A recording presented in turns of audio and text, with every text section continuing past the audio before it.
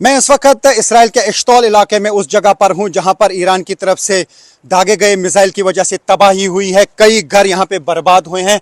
मैं एक घर के अंदर जाने की कोशिश करूंगा और आपको दिखाऊंगा कि घरों के अंदर का यहां पे क्या हाल है। जहां पर ईरान की तरफ से मिसाइल दागे जाते हैं वहां पे किस तरीके का हाल हो जाता है वो मैं दिखाने की कोशिश करूंगा।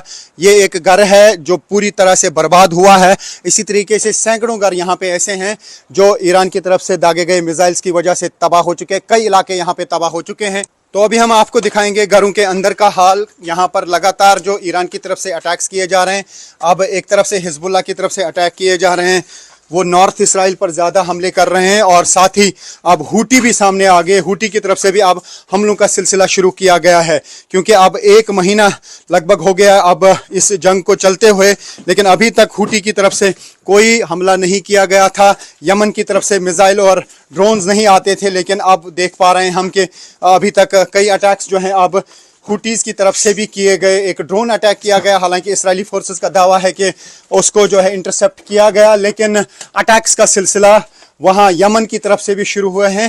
ख़ासतौर से यमन की तरफ से जो अटैक किए जा रहे हैं वो साउथ इसराइल पे किए जा रहे हैं। जो हिजबुल्लाह की तरफ से अटैक किए जा रहे हैं वो नॉर्थ इसराइल में किए जा रहे हैं और ईरान की तरफ से पूरे इसराइल पे अटैक्स का सिलसिला जारी है। जगह जगह पे ये हालात अब हमको देखने को मिल रहे हैं, चाहे वो डिमोना का एरिया हो, अराद का एरिया हो, या बेत शेमिश का एरिया हो, बीर शेवा का एरिया हो, टेल अवीव के एरियाज़ हो, वहाँ पर इसी तरीके के हालात हम देख पा रहे हैं। और मैं आपको दिखाने की कोशिश करूंगा कि इस घर के साथ साथ जो है बाकी एरियाज में क्या तबाही हुई है। और न्यूज़ 18 इंडिया की टीम लगातार युद्ध क्षेत्र में है, रियल ग्राउंड जीरो पर, और दिखा रहे हैं वो जगह जहां पर ईरान की तरफ से दागे गए बैलिस्टिक मिसाइल्स की वजह से तबाही हो जाती है। हम हर उस स्पॉट पे जाने की कोशिश करते हैं जहां पे ईरान की तरफ से जो मिसाइल अटैक किया जाता है, जो यहाँ पे तबाही होती है, या हिजबुल्लाह की तरफ से जो अटैक्स का सिलसिला जारी है। हम कोशिश करते हैं वो सारी जगहें आपको दिखाने की कि क्या हालात हैं यहाँ पे, क्योंकि युद्ध क्षेत्र में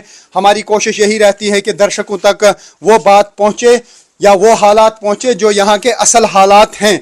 और असल हालात इन्हीं विजुअल्स के ज़रिए आप देख सकते हैं और उनका अंदाज़ा लगा सकते हैं कि यहाँ पे क्या कुछ हो रहा है। मिसाइल अटैक की वजह से घरों की क्या तबाही हो रही है। काफ़ी सारे लोग जो हैं अब इसराइल में भी बेघर हो चुके हैं, ख़ासतौर से वो एरियाज़ जहाँ पे ज़्यादा तबाही हुई है। ये देख सकते हैं आप इस घर का हाल क्या हुआ है। और न्यूज़ 18 इंडिया यहाँ पे लगातार बनी हुई है। एक महीना हो चुका है और जंग का सिलसिला अभी रुकने का नाम नहीं ले रहा है। जंग के हालात बने हुए हैं। पूरा मिडल ईस्ट जो है इस वक्त जंग की लपेट में है। और ये हम आपको दिखा रहे हैं वो विजुअल्स जो यहाँ पे इसराइल के हालात हुए हैं ईरान की तरफ से दागे गए मिसाइल्स की वजह से। यहाँ पे इन घरों में सब कुछ बर्बाद हो जाता है, सब कुछ तबाह हो जाता है। जो ये पिक्चर्स हैं ये उस तबाही के हैं जो ईरान की तरफ से इस इश्तौन एरिया में जो है ये मिसाइल दागा गया है। तो ये आप देख सकते हैं कि यहाँ पे हर चीज़ जो है वो तबाह हो जाती है जो हम यहाँ से देख पा रहे हैं। तो न्यूज़ 18 इंडिया की टीम लगातार ग्राउंड जीरो पे बनी हुई है। अभी भी लगातार जो है अटैक्स किए जा रहे हैं। हालांकि ईरान पर भी इजरायली फोर्सेस और यूएस फोर्सेस मिलकर हमले कर रहे हैं और साथ ही लेबनान के अंदर इसराइल की आर्मी साउथ लेबनान के अंदर जा चुकी है। वहाँ पे ग्राउंड ऑपरेशंस चल रहे हैं, लेकिन वहाँ पर भी इजरायली फोर्सेस को नुकसान हुआ है। और साथ ही काफ़ी सारी टैंक्स को उड़ाने का दावा हिजबुल्लाह ने किया है, लेकिन इजरायली फोर्सेस भी लगातार वहाँ लेबनान में हमले कर रहे हैं। वहाँ पर 1200 से ज़्यादा लोगों की मौत हुई है, जबकि इजरायली फोर्सेस का दावा है कि उसमें 800 लोग हिजबुल्लाह के थे। तो फिलहाल इस पूरे क्षेत्र में जो है तनाव बहुत ज़्यादा है, तबाही बहुत ज़्यादा है और अभी ऐसा लगता है कि जंग बहुत जल्द रुकने वाली नहीं है, क्योंकि जिस तरीके के स्टेटमेंट्स ईरान की तरफ से आ रहे हैं ऐसा लगता है कि जब तक उनकी कंडीशंस को नहीं माना जाएगा तब तक वो हमलों का सिलसिला नहीं रोकेंगे। और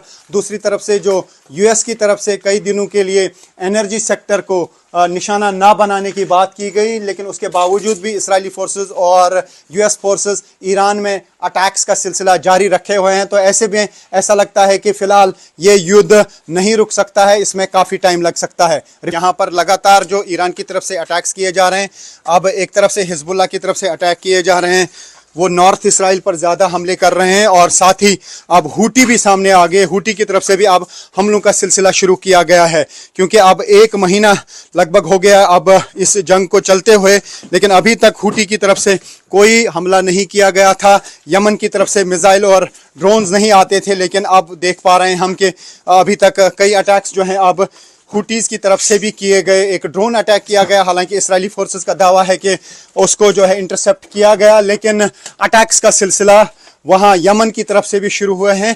खासतौर से यमन की तरफ से जो अटैक किए जा रहे हैं वो साउथ इसराइल पे किए जा रहे हैं।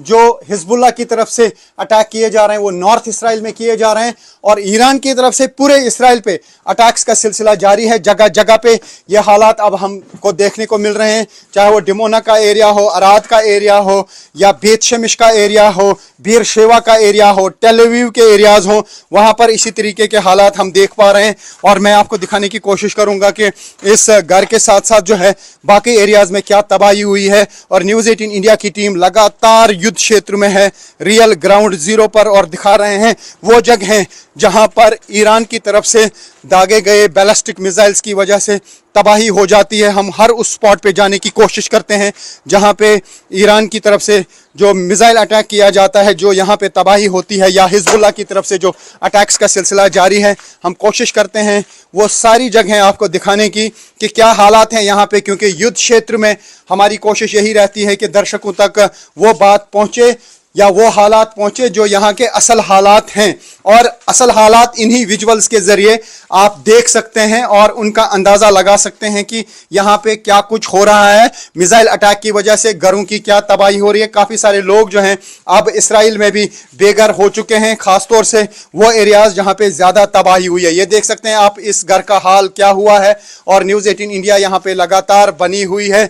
1 महीना हो चुका है और जंग का सिलसिला अभी रुकने का नाम नहीं ले रहा है। जंग के हालात बने हुए हैं, पूरा मिडल ईस्ट जो है इस वक्त जंग की लपेट में है। और ये हम आपको दिखा रहे हैं वो विजुअल्स जो यहाँ पे इसराइल के हालात हुए हैं ईरान की तरफ से दागे गए मिसाइल्स की वजह से। यहाँ पे इन घरों में सब कुछ बर्बाद हो जाता है, सब कुछ तबाह हो जाता है।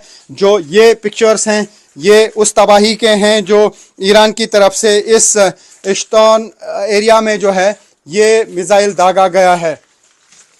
तो ये आप देख सकते हैं कि यहाँ पे हर चीज़ जो है वो तबाह हो जाती है, जो हम यहाँ से देख पा रहे हैं। तो न्यूज़ 18 इंडिया की टीम लगातार ग्राउंड जीरो पे बनी हुई है। अभी भी लगातार जो है अटैक्स किए जा रहे हैं। हालांकि ईरान पर भी इस्राएली फोर्सेस और यूएस फोर्सेस मिलके हमले कर रहे हैं, और साथ ही लेबनान के अंदर इसराइल की आर्मी साउथ लेबनान के अंदर जा चुकी है। वहाँ पे ग्राउंड ऑपरेशंस चल रहे हैं, लेकिन वहाँ पर भी इस्राएली फोर्सेस को नुकसान हुआ है। और साथ ही काफ़ी सारी टैंक्स को उड़ाने का दावा हिजबुल्लाह ने किया है, लेकिन इस्राएली फोर्सेस भी लगातार वहाँ लेबनान में हमले कर रहे हैं। वहाँ पर 1200 से ज़्यादा लोगों की मौत हुई है, जबकि इस्राएली फोर्सेस का दावा है कि उसमें 800 लोग हिजबुल्लाह के थे। तो फिलहाल इस पूरे क्षेत्र में जो है तनाव बहुत ज़्यादा है, तबाही बहुत ज़्यादा है, और अभी ऐसा लगता है कि जंग बहुत जल्द रुकने वाली नहीं है। क्योंकि जिस तरीके के स्टेटमेंट्स ईरान की तरफ से आ रहे हैं, ऐसा लगता है कि जब तक उनकी कंडीशंस को नहीं माना जाएगा तब तक वो हमलों का सिलसिला नहीं रोकेंगे। और दूसरी तरफ से जो यूएस की तरफ से कई दिनों के लिए एनर्जी सेक्टर को निशाना ना बनाने की बात की गई, लेकिन उसके बावजूद भी इस्राएली फोर्सेस और यूएस फोर्सेस ईरान में अटैक्स का सिलसिला जारी रखे हुए हैं। तो ऐसे में ऐसा लगता है कि फ़िलहाल ये युद्ध नहीं रुक सकता है, इसमें काफ़ी टाइम लग सकता है। Rifat Abdullah, news 18 India, Israel.